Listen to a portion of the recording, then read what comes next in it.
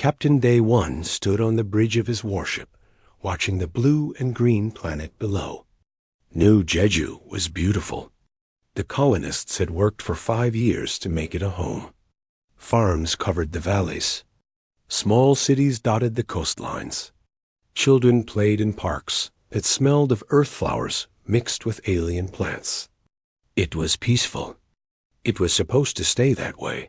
The communications officer turned in her chair. Her face was pale. "Captain, we have an incoming transmission. It's from the Vectran Empire." Day 1 felt his stomach tighten. The Vectran were not known for friendly conversations. They were insect-like aliens who controlled 12 star systems through fear and military power. They had destroyed 3 other species in the last century. The Galactic Council called it expansion. Everyone else called it murder. "Put it on screen," Day 1 said. The display flickered. A massive insectoid face appeared. Its mandibles clicked together as it spoke. The translation came through in cold mechanical tones. "Human vessel. I am speaking for High Chancellor Victin of the Vectran Empire. You and all human presence in the Outer Rim sectors are hereby ordered to evacuate within 48 Earth hours. This territory belongs to the Vectran. You are trespassing. Leave or be removed." Lieutenant Tae-ho, the young tactical officer, leaned forward. "Sir, they can't be serious. We have legal claims to these worlds. The Galactic Council approved our colonies." The Vectran on the screen seemed to hear him. "The Council is irrelevant. You are mammals. You are weak. You have been in space for barely 30 of your years. We have ruled the stars for 3,000. You do not belong here. This is your only warning." Day 1 kept his voice calm. "We have civilian populations on New Jeju. Women, children, scientists. We cannot evacuate everyone in 2 days." The Vectran's compound eyes seemed to gleam. "Then they will die. We do not care about your breeding stock. 48 hours. The message is complete." The screen went dark. The bridge was silent. Day 1 looked at his crew. They were scared. Some were angry. All of them were waiting for him to speak. "Get me Ambassador Ji Woo," he said quietly, "and start evacuation procedures. Civilians first. But do it slowly. I want to buy time."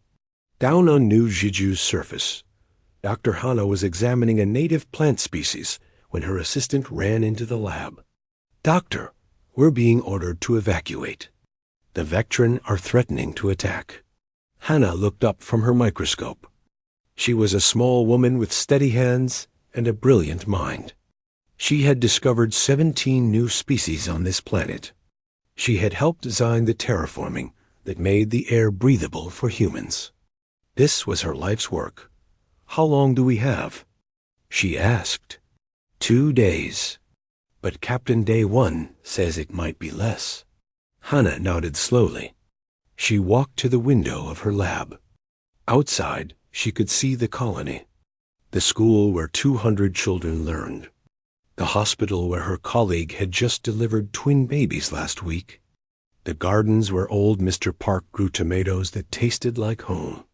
"We can't leave all of this," she whispered in Earth's capital. Ambassador Ji Woo stood before the Galactic Council. The chamber was enormous, filled with representatives from 40 different species. Some were humanoid. Others were clouds of gas, or crystalline structures, or things that hurt to look at directly. They all considered themselves superior to humanity. Ji Woo was a diplomat. She had trained for years to remain calm, to smile when insulted, to find compromise where none seemed possible. But today she was struggling.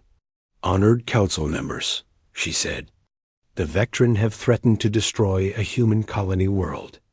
20,000 civilians live on New Jeju. They have done nothing wrong.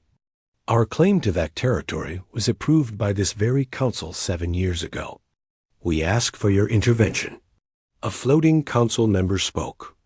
Its voice sounded like wind through crystals. The Vectran are exercising their traditional expansion rights. This is a matter between your species and theirs. The council does not interfere in natural hierarchical adjustments. Ji Wu felt her jaw clench. Natural? They're threatening to kill children. Another council member, a being that looked like a tree made of silver, responded. Your species is young. You must learn your place. Perhaps you claimed too much territory too quickly. The Vectran have military superiority. This is how space has always worked. You're saying might makes right?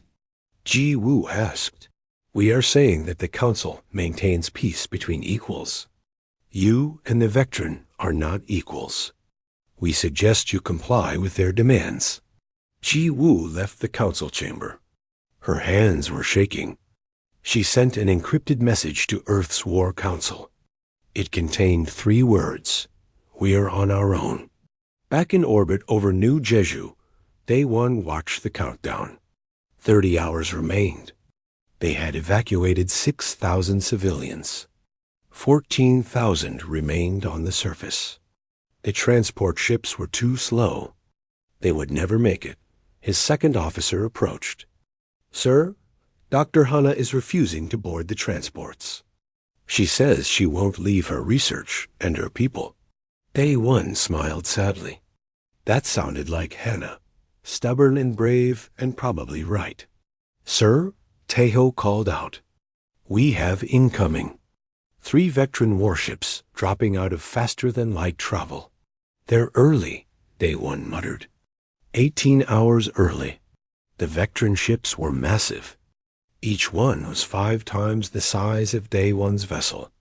Their weapons powered up. The lead ship sent a message.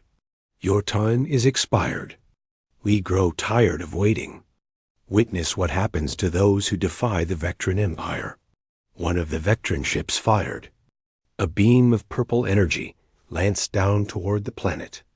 It struck the unmanned research station on New Jeju's northern continent. The explosion was visible from orbit. The station, which had cost billions to build and contained decades of research, was simply gone. They destroyed it, someone whispered on the bridge. They just destroyed it. Day 1's face was stone.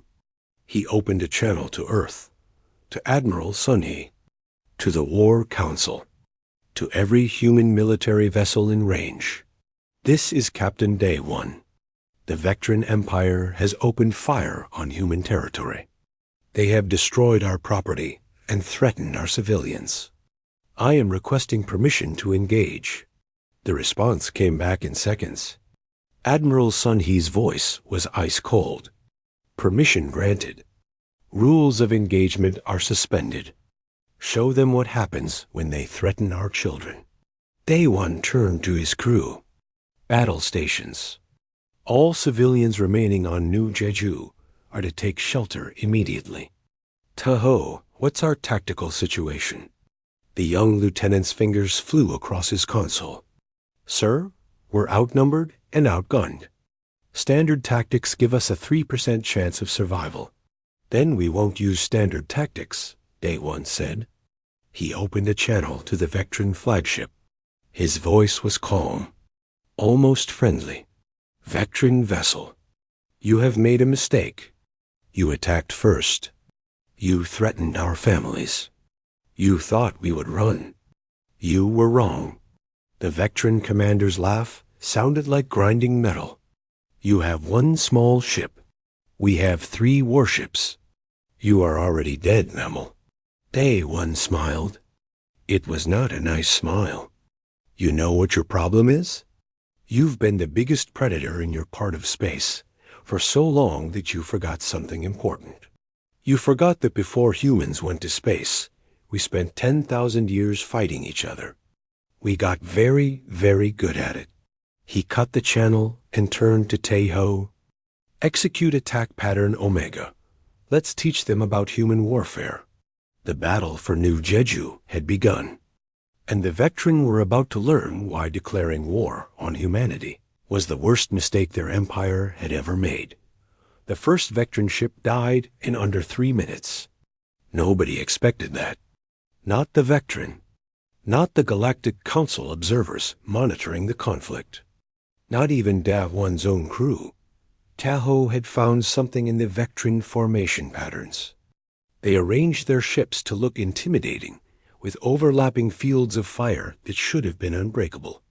But they had never fought someone who would do something insane. They had never fought humans. Day One's ship charged directly at the center vessel. Every alarm on the bridge screamed warnings. The Vectran fired everything they had, and the human ship dodged. Not with random movements, but with patterns based on ancient fighter pilot tactics from Earth's 20th century wars. The ship twisted and rolled, and somehow the enemy fire kept missing by meters. Now! Day One shouted. The human ship fired its entire missile payload at point-blank range. Not at the Vectran ship's armored hull, but at the sensor arrays on its bow. The explosions blinded the vessel. Before it could recover, Day One's ship rammed into its engineering section at full speed. Brace for impact. The collision tore both ships apart. But Day One's crew had 30 seconds warning. They were strapped in. They were ready. The Vectran crew was not. The enemy warship's power core destabilized. The explosion lit up the sky over New Jeju like a second sun. Escape pods erupted from the dying human vessel. Every crew member made it out. They had practiced this 100 times. On the debris field that used to be the Vectran ship, there were no survivors. The 2 remaining Vectran warships stopped firing. They had just watched a species that was supposed to be weak destroy their sister ship using a tactic that should not have worked. Using a tactic that no sane commander would even attempt. On Earth, in the war rooms deep beneath the lunar surface, Admiral Sun-Yi watched the battle reports. She was 70 years old. She had fought in the colony wars. She had commanded fleets in the outer expansion. She had studied military history since she was a child, and now she was about to teach the galaxy a lesson it would never forget. "Begin Operation Ancient Teacher," she said quietly. Across human space, military academies opened their archives. Every war, every battle, every tactic that humanity had developed over 10,000 years of killing each other. The Galactic Council thought humans were primitive because they had only been in space for 30 years. They did not understand that humans had been preparing for war since they lived in caves. Sundash, he pulled up files. The Mongol horde's tactics of feigned retreat. Roman legion formations. Korean naval strategies from Admiral Yi Sun-sin. German blitzkrieg. Guerrilla warfare from a dozen different revolutions. Nuclear deterrence theory. Cyber warfare. Drone swarms. Space combat simulations. The other species in the galaxy had evolved past war, they claimed. They settled disputes through the Council. They had forgotten how to fight. Humanity had never stopped learning. On New Jeju's surface, Dr. Hana gathered everyone who had not evacuated. There were 12,000 people in the colony's main shelter. They were scared. Children were crying. Parents held them close. "Listen to me," Hana said. Her voice was steady, calm. "The Vectran are going to land ground troops. They think we will surrender. We are not soldiers. We are farmers and teachers and scientists. But we are also human. And we do not give up." An old man raised his hand. "Doctor, what can we do?" "We don't have weapons." Hannah smiled. "Then we make them. We have mining explosives. We have farming equipment. We have chemistry labs. And we have something the Vectran don't have. We have imagination." A woman named Biora stepped forward. She was an engineer who had designed the colony's power systems. "I can rig the fuel cells to work as bombs. Give me 6 hours." "Do it," Hannah said. Anyone with military training, even basic, stepped forward. 50 people raised their hands. 50 out of 12,000. But it was enough to start Dot in orbit. The 2 surviving Vectran ships received reinforcements. 5 more warships arrived. They began systematic bombardment of what they thought were military installations. They destroyed the spaceport. They destroyed the communications hub. They destroyed the fusion reactor that powered the colony. But they did not destroy the people. Because the people were underground. Because Dr. Hana had prepared for this. Because humans had learned long ago that you do not fight a superior force head-on. You hide. You wait. You strike when they are not expecting it. Vectran troop carriers landed. Thousands of insectoid soldiers marched out. They wore armor that could stop bullets. They carried weapons that fired superheated plasma. They had conquered 7 other species with these same troops. They entered the colony and found it empty. The buildings were there. The streets were clean. But there were no people. No bodies. Nothing. The Vectran commander was confused. His name was Zeal, and he was a good soldier. Too good. He understood tactics. And something about this felt wrong. Spread out, he ordered his troops. Search every building. Find them. The first explosion came from the school. 3 Vectran soldiers entered through the main door. They triggered a homemade bomb made from mining charges and fertilizer. The building collapsed. All 3 soldiers died instantly. The second explosion came from the hospital. Then the library. Then the marketplace. Every major building in the colony was rigged to explode. The Vectran pulled back to regroup. They had lost 40 soldiers in 10 minutes. This was not supposed to happen. The humans were supposed to be easy prey. Zeal sent a report back to his commanders. The mammals are fighting back. They are using improvised explosives and guerrilla tactics. Request authorization to use heavy weapons on civilian structures. The response came from High Chancellor Victin himself. Denied. We want this planet intact. Use ground forces only. Hunt them down. Zil did not like this order, but he obeyed. He sent his troops into the residential areas. They moved carefully now, checking every corner, every shadow. That was when the colonists struck. Small groups of humans emerged from underground tunnels. They used hunting rifles and homemade weapons. They fired a few shots and disappeared before the Vectran could respond. It was not enough to win, but it was enough to make the enemy scared. Datba Ora led one of these groups. She had never fired a gun before 3 days ago. Now she was a killer. She did not enjoy it, but she was good at it. Hit them and move, she told her team. Never stay in one place. Never let them pin us down. One of her team members was a young teacher named Quan. He had taught mathematics to children. Now he was making Molotov cocktails in the basement of his destroyed school. How long can we keep this up? Quan asked. As long as we have to, Biora said. Help is coming. She was right. Throughout the galaxy, humans were mobilizing. Admiral Sun He had activated every reserve unit, every retired soldier, every person who had ever served in uniform. But more than that, she had sent a message to every human colony in space, every mining station, every research vessel, every merchant ship. The message was simple. They attacked us. Rally to Earth. And they came. Thousands of ships. Some were military vessels. Others were civilian craft with weapons welded onto their hulls. It did not matter. They were human. And someone had threatened their children. The Galactic Council watched in growing alarm. They had expected a short war. They had expected the Vectran to crush the humans quickly.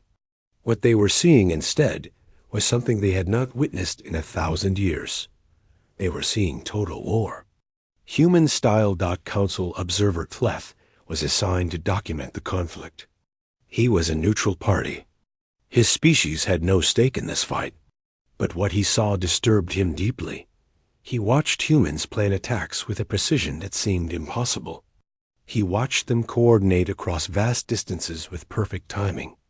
He watched them fight with a ferocity that violated every psychological profile the Council had on them.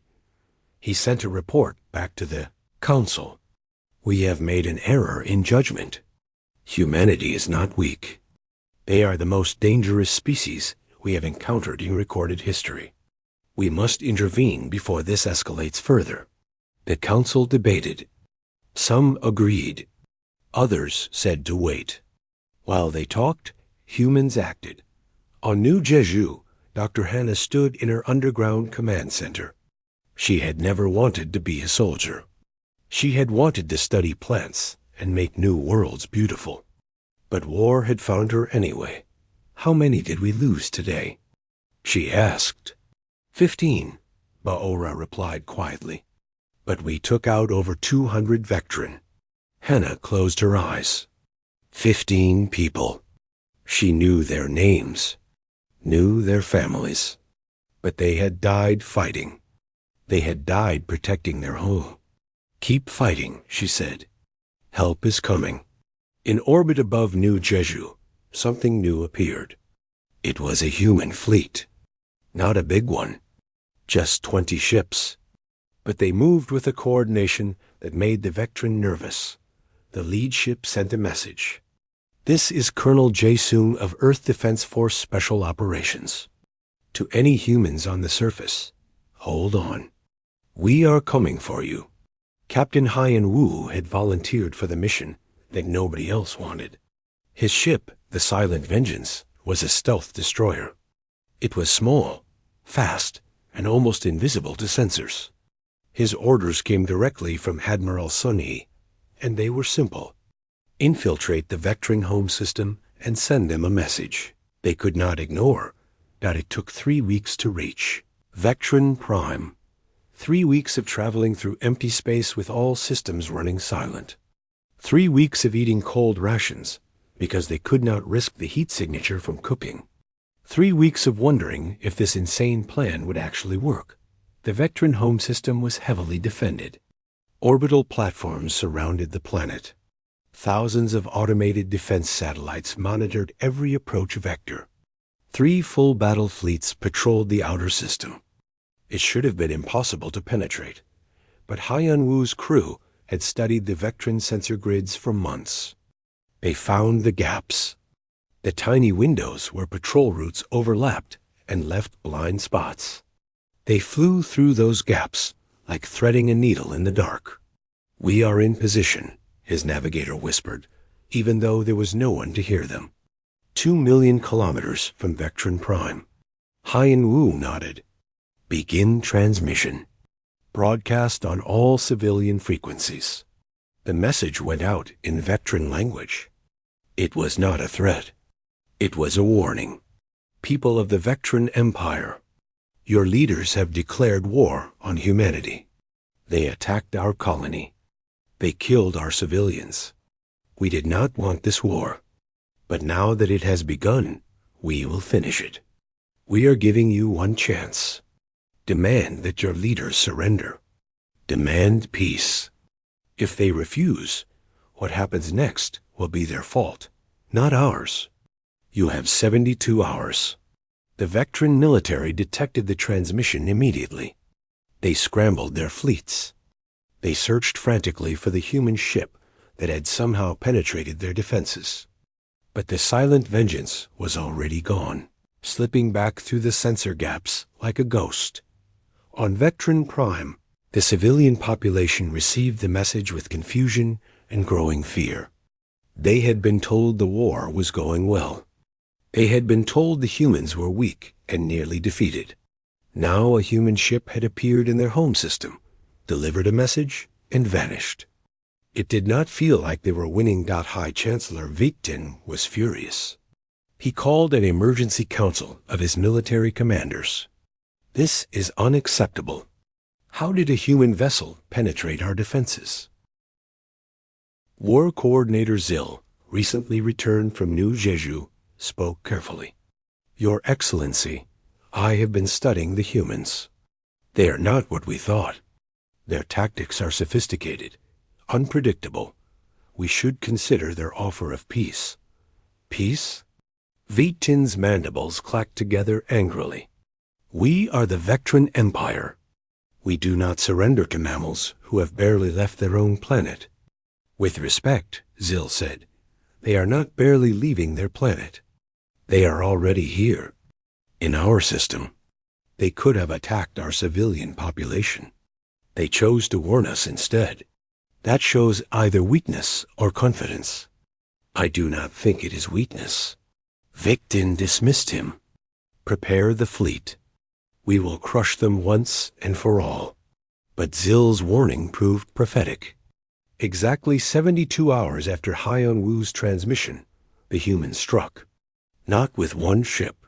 With 200. They appeared simultaneously at the edge of the Vectran home system. Every vessel dropped out of faster-than-light travel at the exact same microsecond. The coordination required for such a maneuver was thought impossible.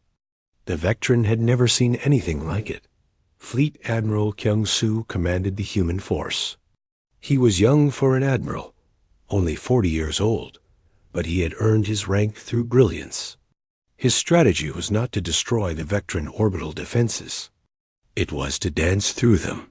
All ships, execute pattern Sigma, he ordered. The human fleet split into 20 groups. Each group flew at different speeds, different vectors, creating a pattern that looked random but was precisely calculated. The Vectran defense platforms tried to target them. But the humans were moving in a way that made their targeting computers malfunction. The ships never stayed in one place long enough to get a lock. 3 hours into the battle, the human fleet had destroyed 60% of the Vectran orbital defenses. Human casualties, 0. The Vectran did not understand what was happening. This level of coordination should not be possible without a central computer, and human ships all operated independently. What the Vectran did not know was the human pilots trained together for years. They developed an almost telepathic understanding of each other's movements. They called it flying by feel. Every pilot knew what their squadron mates would do before they did it. On Vectran Prime, the civilian population watched the battle in the sky. They saw their mighty defenses falling. They saw human ships moving like a school of fish, flowing around obstacles, never colliding, perfectly synchronized. And they were afraid. Back on New Jeju, the ground war had turned into a nightmare for the Vectran troops. Private In-soo had been a delivery driver before the war. Now he was leading a squad of colonists through the underground tunnel systems beneath the colony. They are in the processing plant. Biora's voice came through his radio. 50 soldiers, maybe 60. In-soo looked at his team. There were only 8 of them. All civilians. A teacher. An accountant. A retired grandmother who had served in Earth's military 40 years ago. None of them were supposed to be fighters. We cannot take 50 soldiers, one of his team said. The grandmother, whose name was Sunya, smiled grimly. We do not have to fight them all. We just have to make them panic. They set up an ambush at the plant's main entrance. Explosives rigged to the support beams. Shooters positioned on the catwalks above. It was not sophisticated, but it did not need to be. When the Vectran entered, In-soo triggered the charges. The ceiling collapsed on 20 soldiers. The rest scattered in confusion. Human shooters fired from above. Not to kill everyone, just to create chaos. To make the enemy scared. It worked. The Vectran retreated. They called for reinforcements. But reinforcements meant pulling troops from other areas, which meant humans could attack those areas.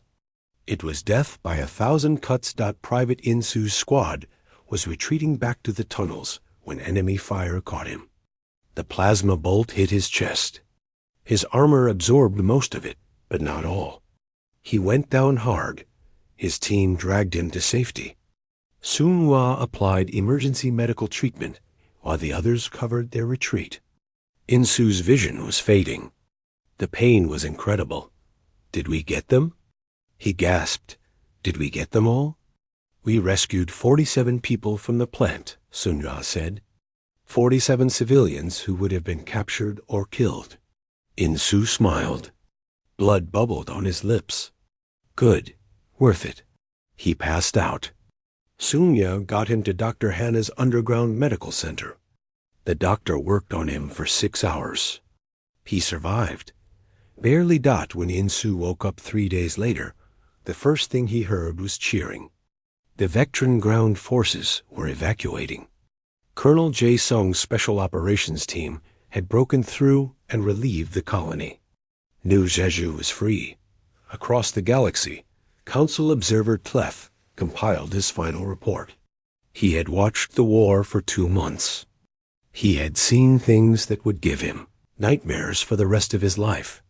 He had seen humans fight with weapons that were 300 years old.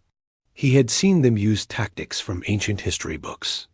He had seen them coordinate across light years with perfect precision. He had seen them show mercy to defeated enemies while simultaneously planning devastating attacks on military targets. His report was 500 pages long. But the conclusion was simple. Humanity is the most dangerous species in known space. Not because they are cruel, not because they are aggressive, but because they have spent their entire existence preparing for war while hoping for peace. They understand violence in ways that other species cannot comprehend. They must never be underestimated again. The Galactic Council read his report in silence. Then they called an emergency session. Ambassador Ji Woo was summoned to present humanity's demands.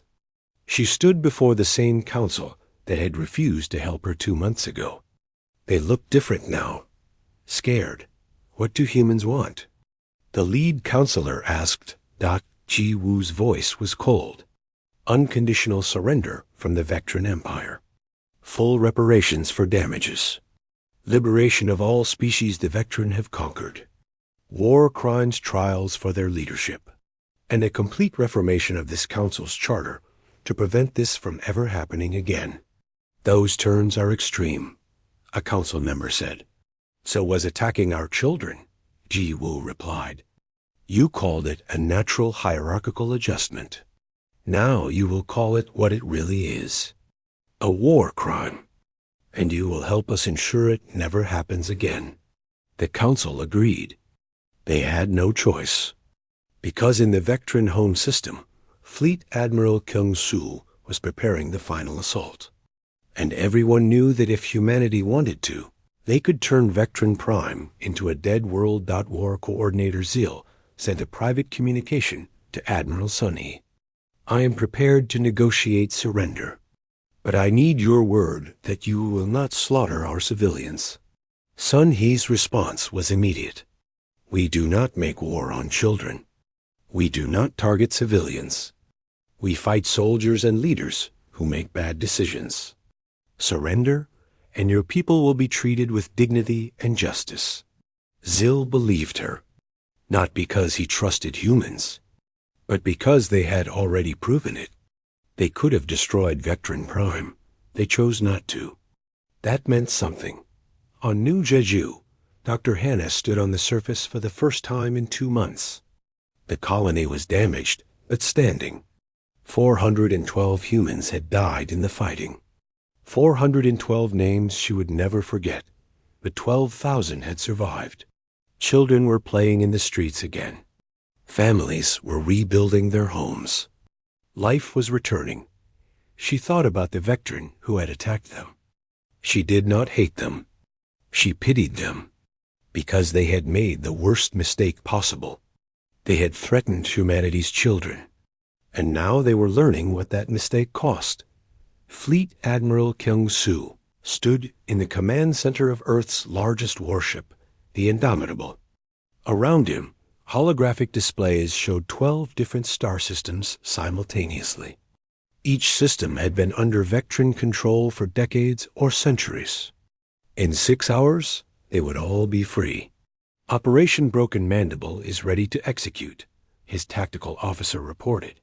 All strike groups are in position. Kong Su studied the displays. This operation should have been impossible. Attacking 12 systems at once required perfect timing, overwhelming force, and an understanding of logistics that most species could not comprehend. But humans had been planning complex operations since ancient generals moved armies across continents. This was just on a larger scale. "Begin the countdown," he ordered. "And someone get Dr. Hana on the line. I want her documentation team ready." Dr. Hana was no longer just a scientist studying plants. She had become something else during the war. A witness. A historian. Someone who documented what the Vectran had done to the species they conquered, and what humanity was doing to stop them. Her investigation had started simple. Interview survivors on New Jeju. Ask them what they saw during the occupation. But as human forces liberated more Vectran-controlled worlds, the scope of her work expanded horrifically. She found species that had been enslaved for generations. Entire populations forced to work in mines, factories, farms. She found evidence of systematic extermination of cultures, languages, religions. She found mass graves. She found children separated from parents and raised to serve Vectran masters. The galaxy had known about this. The Galactic Council had known. They had called it cultural integration. They had looked the other way. Hana compiled it all. Every testimony. Every mass grave. Every broken family. She created a database that was now over 10,000 pages long, and she broadcast it across every communication channel in the galaxy. "Let them see," she told her team. "Let every species in the council know what they allowed to happen." The response was immediate and explosive. Populations across the galaxy who had never cared about the war suddenly cared very much. They saw their own government's complicity. They saw the cost of looking away from injustice. On a world called Draxus 3, a species called the Moor had been enslaved by the Vectran for 80 years. They were a peaceful people. They had never developed weapons. They had never fought back. But when Hana's documentation reached them, something changed. A young Moor named Mireille, who had been given a human name by the resistance fighters who trained her, stood before thousands of her people. "The humans are coming to free us," she said. "But we do not have to wait.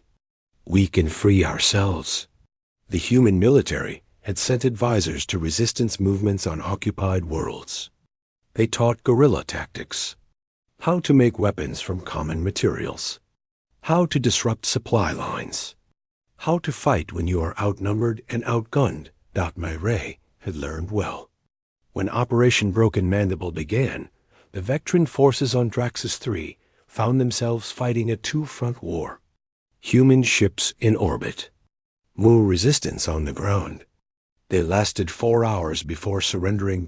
Across all 12 systems, the pattern repeated. Human forces struck with overwhelming precision, and the oppressed populations rose up to help them. Worlds that had been under Vectran control for centuries were liberated in hours or days. The Galactic Council watched in growing horror, not because of the violence, though there was plenty, but because of what it meant. Humanity had just demonstrated the ability to conduct simultaneous military operations across a region of space, larger than most empires.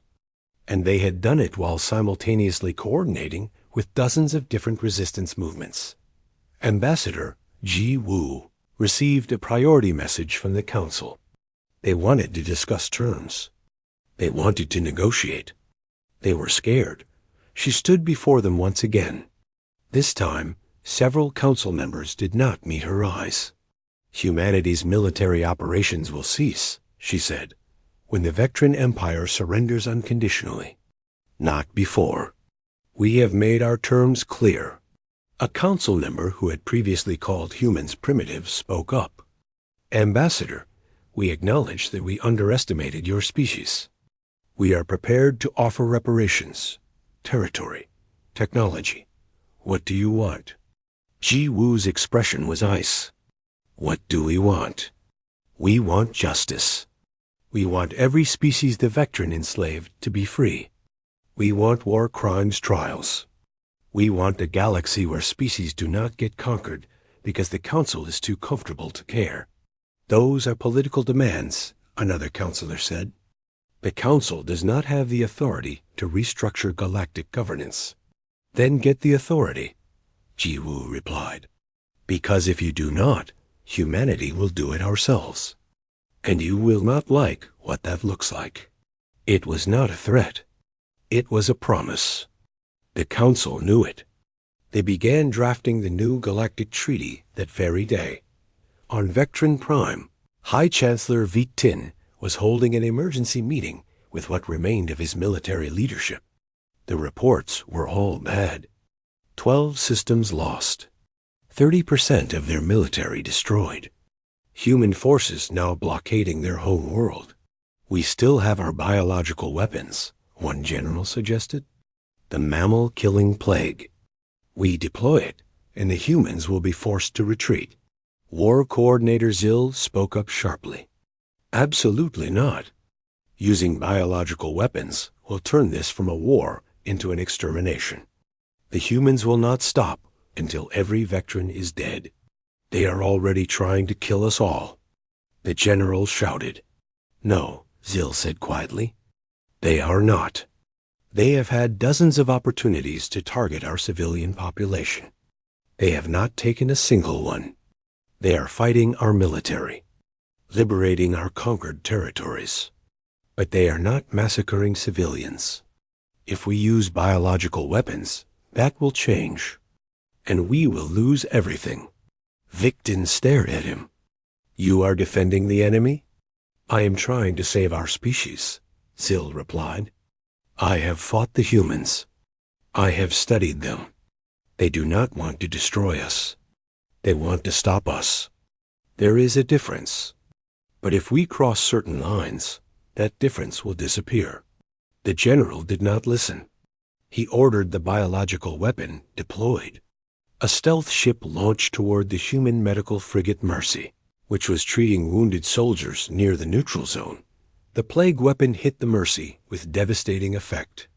Within hours, 300 human medical personnel were dead. Doctors, nurses, medics, people who had dedicated their lives to healing. Admiral Sun He received the report in silence. Her face showed no emotion. But everyone in the command center could feel the temperature. She opened a channel that broadcast to every species in the galaxy. Every government, every military, every civilian population. This is Admiral Sun He of the Earth Defense Forces. The Vectran Empire has deployed biological weapons against medical personnel in violation of every convention of warfare. They have crossed a line. We are hereby authorizing counter-escalation. All restrictions on military operations are removed. The Vectran leadership has 72 hours to surrender unconditionally. If they do not, we will demonstrate what total war actually means. Council Observer Tleth sent an urgent message to the Vectran government. Surrender. Immediately. The humans have been showing restraint. You just removed that restraint. I have seen their military files. I know what they are capable of. If they unleash everything, your species will not survive. But Victin's pride was too great. He refused to believe that humans could be that dangerous. He refused to surrender. 72 hours later, humanity executed Operation Checkmate. It was the most complex military operation in recorded galactic history. Every human ship, every soldier, every intelligence asset, all working toward a single goal: capture the Vectran leadership and disable their military without destroying their civilization. Captain Haiyan Wu led a strike team directly into Vectran Prime's capital.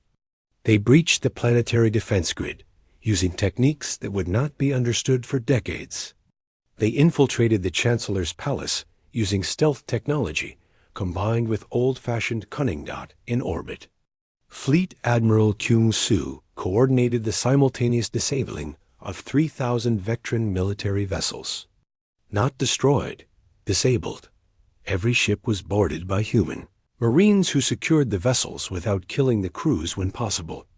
On the ground, special operations teams, led by Colonel Ji-sung, captured every member of the Vectran High Command. Every general, every admiral, every politician who had voted for the war. The entire operation took 72 hours. When it was over, the Vectran Empire no longer had a functional military. Their government was in human custody. And somehow, miraculously, civilian casualties were less than 100. The galaxy watched in stunned silence.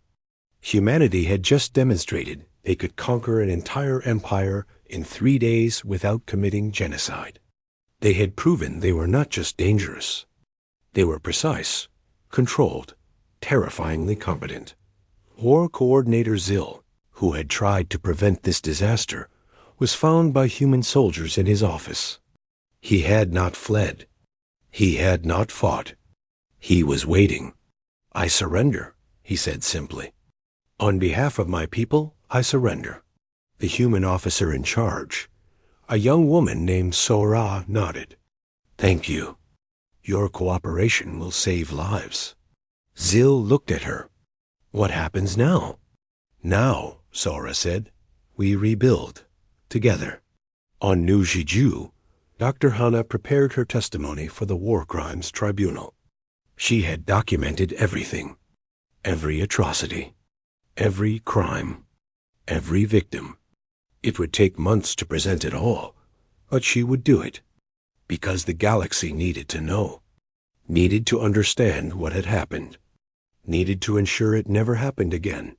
Private Insu, still recovering from his wounds, watched the news broadcasts from his hospital bed. The war was over. Humanity had won. But the victory felt hollow. Too many had died. Too many families broken. A nurse asked him if he was glad it was over. He thought about it for a long time before answering. "I am glad we stopped them," he said finally. "I am glad we protected people. But I am not glad we had to fight. War should never make anyone glad." The War Crimes Tribunal was held on neutral ground on a station orbiting the Galactic Council's headquarters. The chamber was massive, designed to hold representatives from every species in known space. Today, it was completely full. Billions more watched through live broadcasts across the galaxy. High Chancellor Victin stood in the defendant's cage. Once, he had commanded an empire. Now he was a prisoner, facing justice for his crimes. Around him stood the other members of his war council, generals and admirals who had ordered attacks on civilians, politicians who had authorized slavery and genocide. Dr. Hana was the first witness called to testify.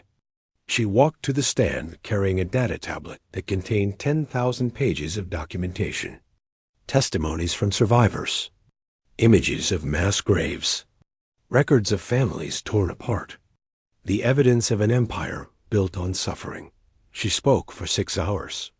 She described what she had found on the liberated worlds, the enslaved populations, the destroyed cultures, the children who had never known freedom. Her voice never wavered. Her facts were undeniable. When she finished, the chamber was silent. Then, slowly, representatives from 40 different species began to applaud. They were not applauding the horror she described. They were applauding her courage in documenting it, in making sure the galaxy could not look away anymore.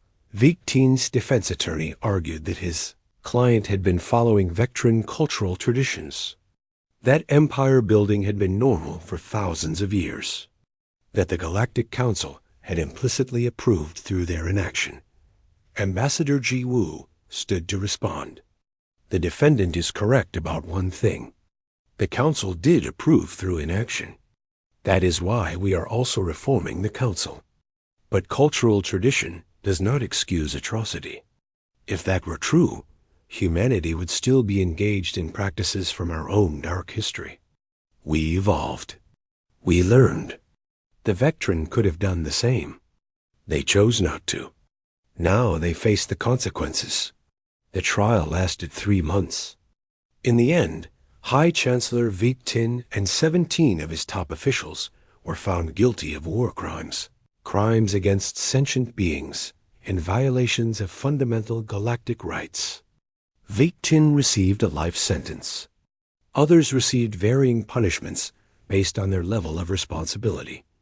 But the tribunal did something unusual. They also convicted several Galactic Council members.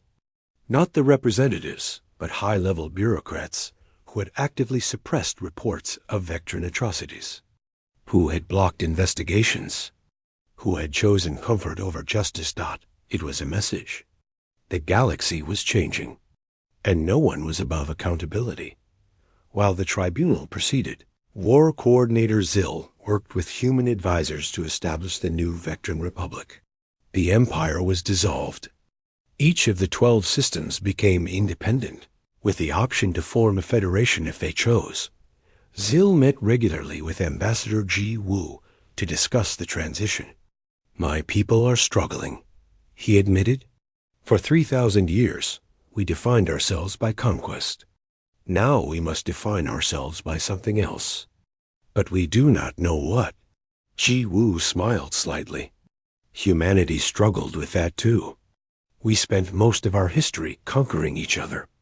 Then we went to space and had to decide what we wanted to be. It took time. It took failures. But we figured it out. What did you become?" Zill asked. "Protectors," Ji Wu said.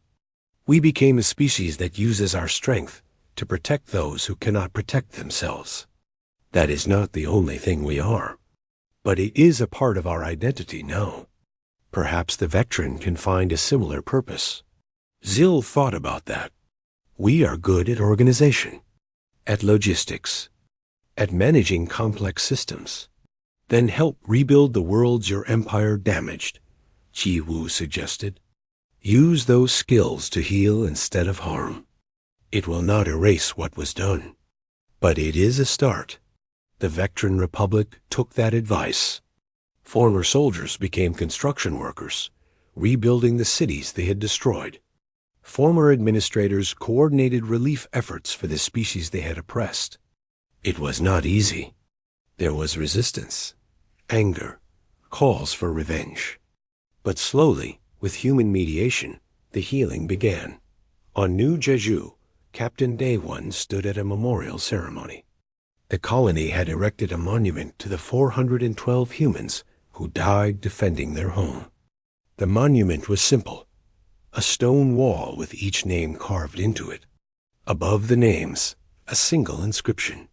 "They thought we were weak because we valued peace. They confused our kindness for softness. They learned the difference."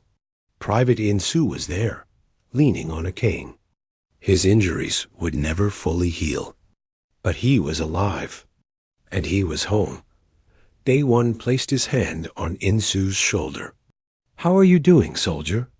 Insu smiled weakly. "Better, sir. The doctors say I will walk without the cane eventually." "Good," Day One said. "We need people like you to remember, to teach the next generation what happened here." A young boy approached them. He could not have been more than 8 years old. His name was Seo Jun. His parents had died in the first Vectran attack. He had survived because his mother had hidden him in a basement before the bombing started. "Captain Day One," Seo Jun said quietly, "will there be more wars?" Day One knelt down to the boy's level. He thought about lying, about telling him everything would be peaceful now. But this child deserved the truth. "Maybe," Day One said. "The galaxy is big, and not everyone wants peace. But I can promise you this. Now the galaxy knows what happens when someone starts a war with us. Most of the time, that knowledge will be enough to stop it before it begins. And if it does not stop them? Seo-jun asked. Then we fight, Day-One said simply. We fight smart. We fight hard. And we fight to protect people like you. That is what humans do. Seo-jun nodded seriously, understanding more than most 8-year-olds should have to understand. The Galactic Council reconvened 6 months after the war ended. The chamber looked different. 20 new species now had voting seats, including several that had been freed from Vectran occupation. The Council's charter had been completely rewritten. Ambassador Ji Woo had been elected to a new position, Galactic Advocate for Sentient Rights. It was a position created specifically because of her work during the war. Her job was to investigate potential atrocities and bring them before the Council before they escalated into conflicts. She gave her first speech in the new Council chamber. We gather here not as conquerors and conquered, but as partners. Humanity did not fight the Vectran to gain territory or power. We fought to stop oppression, to protect those who could not protect themselves. That mission does not end with the war. It continues every day, in every system, with every species that needs help. The Council voted to establish a rapid response force, a military coalition drawn from multiple species, designed to intervene in humanitarian crisis quickly. Humanity contributed the most ships and personnel, but they did not command it exclusively. Leadership rotated among species. It was truly galactic. Fleet Admiral Kyung-soo chose not to command the new force. Instead, he returned to Earth to teach at the military academy.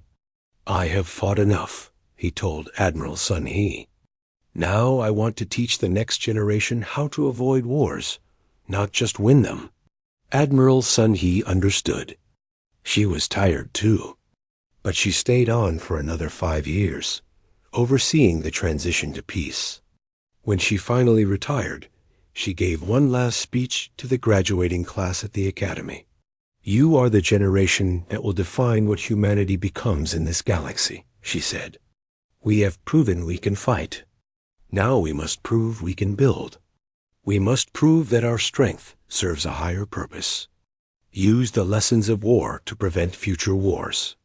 That is the true victory. Dr. Hannah returned to New Jeju and her research. But her work had changed. She now studied how to rehabilitate damaged ecosystems on worlds that had been exploited by the Vectran. She worked with scientists from a dozen different species, sharing knowledge, learning from each other. One day, a young Vectran scientist named Trin asked to join her team. I want to help fix what my people broke, Trin said. I know I cannot undo the past, but maybe I can help build a better future. Hannah accepted, because that was what peace looked like. Not forgetting, not excusing, but moving forward together.